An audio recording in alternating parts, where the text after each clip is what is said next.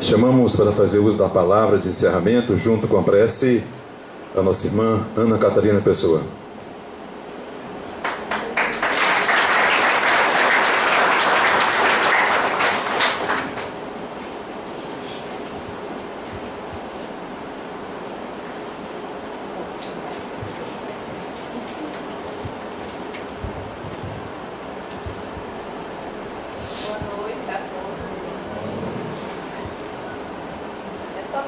Fazer uma homenagem a algumas pessoas que estão aqui, amigos meus. Eu não poderia deixar de falar dessas pessoas, mas a princípio era só a prece de encerramento, tá certo? O único título de Jesus que Jesus deixou que lhe dessem era o de mestre, porque Jesus foi o maior dos pedagogos e ele fazia as suas pregações ao ar livre, como o Sermão da Montanha. Onde ele estivesse, ele se apropriava de elementos sensoriais do cotidiano, ou até dependendo do grupo de pessoas que eu assistia, para explicar as verdades espirituais. Contava histórias, parábolas, ele se faz entender, apesar de seu altíssimo nível de sabedoria e conhecimento. Qual o esforço que Jesus fez? Pegou um humilde pescador, um mercador, um guarda romano e um senhor da lei que o perseguiu. Todos esses que estão aqui, e tenho que explicar o que é o reino dos céus e o que é preciso para alcançar o reino do céu de forma inteligível. E ele falou de forma apropriada a cada um que lhes assistia. E qual é um bom professor? O que mais sabe, o que mais se faz entender ou o que mais sabe? O que mais sabe pode saber muito, mas se não souber se fazer entender, nada sabe. Gandhi disse que o Sermão do Monte resume uma religião inteira. Com seus princípios morais, aí está a majestade de Jesus. Em pleno século XXI, quero falar sobre liberdade de culto religioso. Os mais jovens que aqui se encontram, principalmente os bem mais jovens. Quero aqui falar de cátedra, por representar a 4ª geração da minha família nessa casa.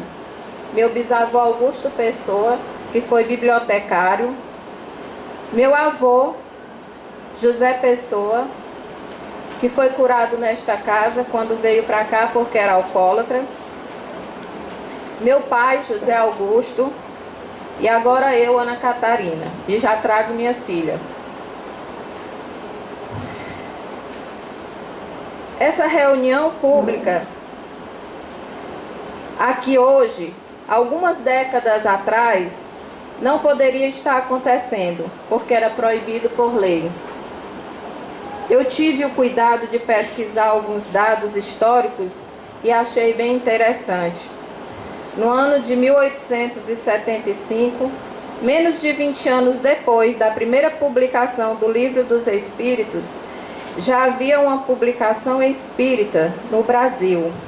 Foi quando começou a haver, na cidade do Rio de Janeiro, ainda império, os primeiros ataques contra o espiritismo, especialmente no Jornal do Comércio, que ainda hoje existe. O texto falava: o espiritismo é uma epidemia, mais perigosa do que a febre amarela.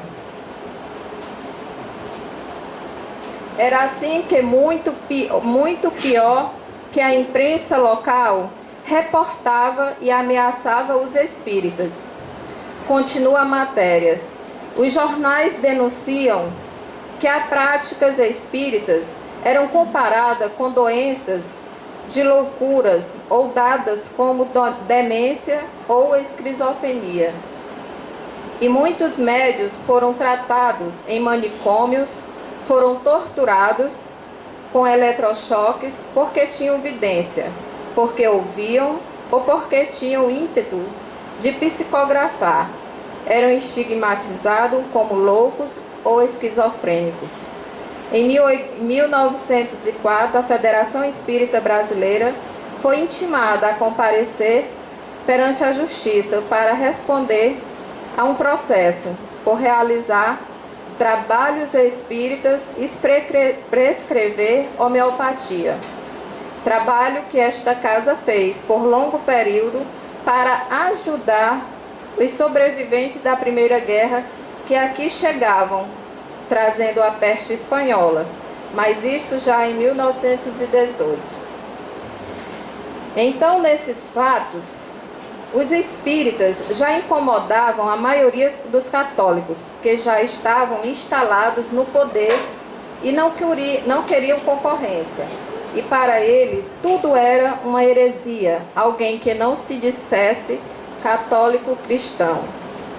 Em 28 de agosto de 1881, o jornal O Cruzeiro e o Jornal do Comércio de novo noticiaram oficialmente a ordem judicial que proibira a Sociedade Acadêmica Deus, Cristo e Caridade e também de todos os centros espíritas filiados à prática de qualquer forma de culto. Isso foi só um pouco que deu para trazer, porque o tempo é pequeno aqui hoje para vocês. E esses dados são do tempo do Império. Primeira Era Vargas, Estado Novo. Se teve no Brasil a confirmação de que não apenas o Espiritismo, mas todas as religiões afro-brasileiras que tivessem no pacote de mediunismo era proibido. Em 1937, a sede da Federação Espírita Brasileira e todos os centros espíritas filiados foram fechados. 1937. Foram fechados. E veja que os espíritas sempre tiveram pessoas no poder. Quem quiser conhecer melhor essa história que eu peguei dessa pesquisa, está no livro Cristianismo e Espiritismo de Leon Denis e Paulo Roberto Viola, editora Lourenço, Barão de Santo Ângelo. Tudo isso que eu falei aqui para vocês é porque somos a maior nação espírita, católica e evangélica do mundo. Hoje, se nós triplicamos na quantidade de seguidores espíritas no mundo em 10 anos, segundo o IBGE, se hoje as obras espíritas que foram capas de prensagem, as editoras espíritas vendem muito, nas feiras de livro, como da Bienal e eventos espíritas, os estandes das livrarias espíritas são as que mais vendem, mas nós só chegamos a essa condição graças à coragem e à valentia, à resistência e à perseverança daqueles que foram os primeiros espíritas pioneiros deste país. Portanto, nosso desafio hoje, se é que o temos, quando falamos de divulgação do Espiritismo, quando a gente fala da necessidade de abrir caminho para que mais pessoas tenham o privilégio de conhecer essa doutrina, a gente deveria fazer por motivo entre os quais honrar aqueles que nos precederam, porque hoje é fácil. E já mostrei que nem sempre foi assim. E a maior parte da história do espiritismo do Brasil não foi fácil ser espírita. Nós não podemos cair no comodismo preponderante de negar, quando formos abordados por aí, qual sua religião? Espírita. Mas seja espírita nesse território onde há liberdade de culto, apesar de ainda se ter outras visões religiosas que ainda não são aceitas. Nós precisamos honrar nossos antepassados. Os primeiros espíritas que descortinaram esses horizontes de um credo livre, de um país laico, de um Estado novo. No Império, o Brasil tinha uma religião oficial, que era o catolicismo, e quem não fosse católico era um herege. E o que ousasse dizer, sou cristão, mas sou espírita, você estava descumprindo o poder oficial, que era o poder católico. E isso mudou. Mas não foi fácil. Isso custou vidas, famílias, reputações. Muito tempo de luta de pessoas que não estão mais aqui fisicamente, pois deram sua vida por nós. Que não gostariam de serem lembrados com louros, medalhas, palavras soltas ao vento, grandes homenagens, até porque a verdadeira origem da doutrina espírita não convém certas perfumarias e purpurinas. Somos herdeiros de Chico Xavier e Jesus, homens simples que nos ensinaram, ide e pregai. Mas pelo nosso processo de consciência, e se hoje é mais fácil dizer eu sou espírita, nós devemos a muita luta, dedicação e perseverança. Sabe o que nos diferencia dos espíritos evoluídos? É que eles evoluíram. E nós estamos esperando o quê? A próxima reencarnação? Agradeço a espiritualidade que se faz presente sempre a esta casa, pela paciência com esses filhos de Deus. A grandes entidades como Tupiara, Pai Joaquim, Vó Catarina, Caboclo da Bandeira, João da Mata, Irmã Esther e tantos outros que não dá tempo de falar. Agradeço a Alarico da Cunha, que em 1918, onde o Brasil beirava com 30 milhões de habitantes, hoje somos mais de 200 milhões.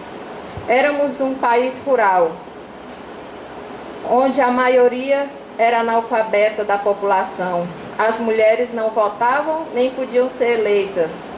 O espiritismo era escorraçado, perseguido, estigmatizado, implacavelmente. Alarico da Cunha foi considerado louco porque falava sozinho nas ruas. Na verdade, falava com os espíritos. Nas ruas, ao pregar o livro, ao pegar no livro dos espíritos e saber do que se tratava a sua loucura, reuniu um grupo de amigos e formou uma sociedade, e foram construir o Centro Espírita Perseverança no Bem.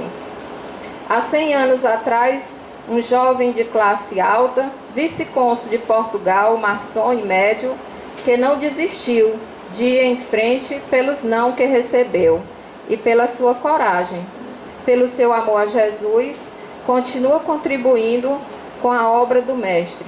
E hoje se encontra aqui, agradecido como em todos os anos. Nossa eterna gratidão a ele, Alarico da Cunha. Agradeço ao presidente desta casa, Antônio Rodrigues, meu preto velho. Homem simples, inteligente, brando e íntegro. O Centro Espírita Perseverança está aberto, funcionando há exatamente 100 anos, sem nunca interromper suas atividades. Tem suas características como as outras casas. Cada uma tem sua peculiaridade. Antônio ensina a prática, a mansidão, a união e a sensibilidade. Ele é o nosso preto velho encarnado. É uma brincadeira que a gente faz com ele, mas ele entende. Como o chamo carinhosamente, e eu o amo. Só tenho uma coisa que nos faz brigar. Ele não gosta de falar em público, e nem eu. Mas ele é o presidente e eu a vice. Aí manda quem pode, obedece quem tem juízo, né, Antônio? Obrigada, Antônio, pela paciência, amor e dedicação que você tem por nós. Agradecer aos trabalhadores que ao longo desses 100 anos que se passaram e os que estão hoje aqui, abrindo o portão, varrendo, recebendo os que chegam, dando palavras certas na hora certa, aos trabalhadores que deixam seus lares. E muitos familiares ainda não entendem a nossa missão e dizem: de novo, já vai, até no domingo, leva logo a rede. A família Brito, que há mais de 60 anos está aqui no Perseverança como guardiões desta casa, mas nunca se mostram como donos. Dona Zeneide, seu José, Deusdete e Graça Brito são a disciplina em pessoa. São incansáveis aqui na casa, que sem eles esta casa não estaria de pé. Gratidão. Quero agradecer ao palestrante irmão Adalberto Baquite, que pela sua sabedoria divina, Deus nos colocou em nosso caminho. Ele que está presente sempre que é solicitado nas casas espíritas em Parnaíba, ajudando, tem uma meta que é onde vai levar a palavra do Mestre Jesus, falada através dele, exemplificada também através dele, e escrita nos livros que distribui nas casas espíritas de Parnaíba sem nada cobrar. E sabedor da palavra, ele diz: dai de graça o que de graça recebeste. Adalberto também, desde o primeiro encontro dele com esta casa, que o emocionou muito, nós o abraçamos com muito carinho e não o largamos mais. Nos conquistou com sua simplicidade, inteligência e amor à causa e ao Mestre Jesus. Que o amado Mestre Jesus e a espiritualidade amiga o traga sempre em paz e o leve com muita proteção e bênção. Agradecer ao Raul Ventura, nosso mais novo irmão, do Perseverança. Espero que não nos abandone mais. Já conversamos e ele quer que o Perseverança faça 100 anos daqui até o final do ano, né, Raul? Vai ter mais festa. Obrigado a todos que se fizeram presente a este dia muito importante para o Espiritismo brasileiro. A palavra que finalizo para vocês aqui só consegue se traduzir numa. Muito obrigado e gratidão.